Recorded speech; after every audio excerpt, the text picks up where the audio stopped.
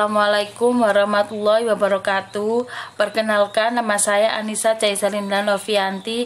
Saya di sini akan menjelaskan tentang fungsi berbicara dan teori berbicara.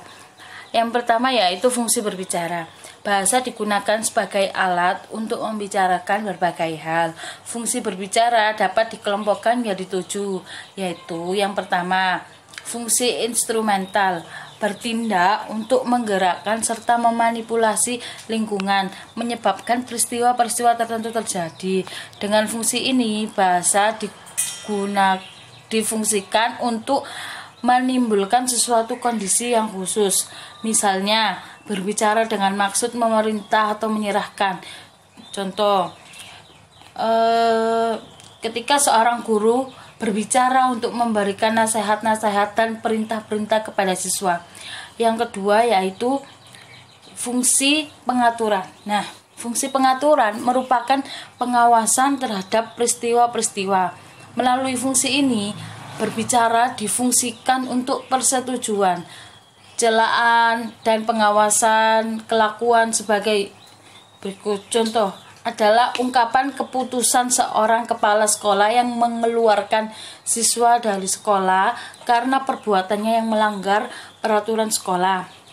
Yang ketiga yaitu fungsi representasional, merupakan penggunaan bahasa untuk membuat pernyataan-pernyataan, menyampaikan fakta dan pengetahuan, menjelaskan, melaporkan, serta menggambarkan.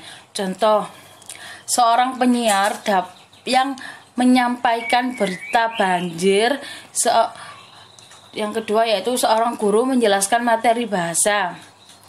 Yang keempat yaitu fungsi interaksional, merupakan penggunaan bahasa untuk menjamin pemeliharaan sosial. Fungsi ini untuk menjaga agar saluran-saluran komunikasi tetap terbuka. Contohnya adalah seorang dai yang sedang berdakwah menggunakan lelucon dalam dakwanya agar pendengarnya tetap mengikuti ceramah sampai selesai. Yang kelima yaitu fungsi personal. Nah, fungsi personal merupakan penggunaan bahasa untuk menyatakan perasaan seperti emosi, kepribadian, dan reaksi-reaksi terkandung dalam benaknya. Sebagai contohnya yaitu seorang guru yang marah-marah dan ngomel-ngomel karena siswanya banyak yang tidak mengerjakan PR. Yang keenam yaitu fungsi heuristik, merupakan penggunaan bahasa untuk mendapatkan pengetahuan dan mempelajari lingkungan. Fungsi ini sering disampaikan dalam pertanyaan-pertanyaan. Contohnya yaitu seorang siswa dan siswi yang bertanya kepada guru tentang belum dipahami ketika guru menjelaskan. Yang ketujuh yaitu fungsi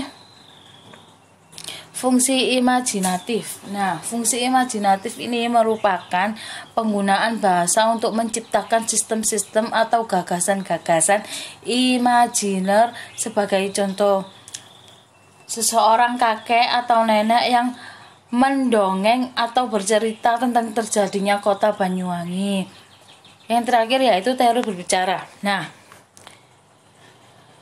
teori berbicara dapat dideskripsikan bahwa pelaksanaan berbicara telah diusahakan melaksanakan penilaian autentik. Jenis penilaian yang digunakan antara lain: yang pertama, tes tulis. Yang kedua, unjuk kerja. Yang ketiga, yaitu teman sejawat. Yang keempat, respon aktif dalam penilaian unjuk kerja. Perubahan sistem penilaian pernah dilakukan. Semula unjuk kerja yang dilakukan terfokus pada teknik, sementara perubahan fokus mengarahkan pada capaian keterampilan berbicara. Dasar perubahan yang dilakukan pengampu adalah ketercapaian kompetensi sesuai perubahan, kurikulum mata kuliah teori berbicara, serta kebutuhan calon guru. Sekian dari saya. Maaf jika ada kata-kata salah, mohon dimaafkan. Wassalamualaikum warahmatullahi wabarakatuh.